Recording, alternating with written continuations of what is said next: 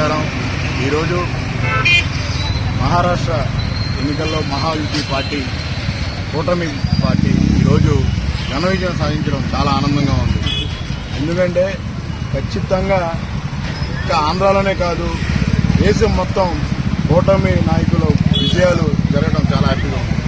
NDA కూటమి ఖచ్చితంగా మహారాష్ట్రలో గెలిచితే మాకు ముందుగానే, ఎందుకంటే మహారాష్ట్రలో పవన్ కళ్యాణ్ గారు 10 నియోజకవర్గాలు పర్యటించినప్పుడు జనాల్లో ఆదరణ పెరిగింది. ఖచ్చితంగా పవన్ కళ్యాణ్ గారు మహారాష్ట్ర ఎన్నికల్లో ఒక కీలక పాత్ర పోషించారని చెప్పి జనసేన పార్టీ తరఫున చాలా గర్వంగా ఫీల్ అవుతున్నాం. ఎందుకంటే పవన్ కళ్యాణ్ గారు 10 నియోజకవర్గాలు పైగా పర్యటిస్తే 10 నియోజకవర్గాలు అక్కడ ఎమ్మెల్యే అభ్యర్థులు గెలవడం జరిగింది. ఎప్పుడు మొదటిసారి గెలవని చోట కూడా పవన్ కళ్యాణ్ గారు వెళ్ళడం వల్ల ఖచ్చితంగా అక్కడ కూడా బీజేపీ గెలవడం మనకు చాలా ఆనందంగా ఉంది.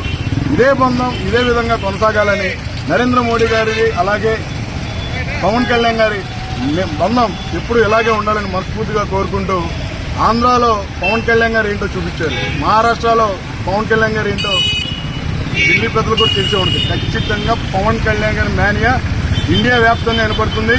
ఇది జనసేన విజయంగా మేము భావిస్తున్నాం. ఖచ్చితంగా పవన్ కళ్యాణ్ గారు రాబోయే రోజుల్లో ఆయన ఏమి చెప్పినా మేము దానికి శ్రద్ధ వహించి జనసేన పార్టీ తరఫున ఖచ్చితంగా పవన్ కళ్యాణ్ గారికి ఎవరికి మద్దతు పలికినా మేము మద్దతు పలకడానికి సిద్ధంగా ఉన్నాం. జై జనసేన, జై బీజేపీ, జై ఎన్డీఏ కూటమి.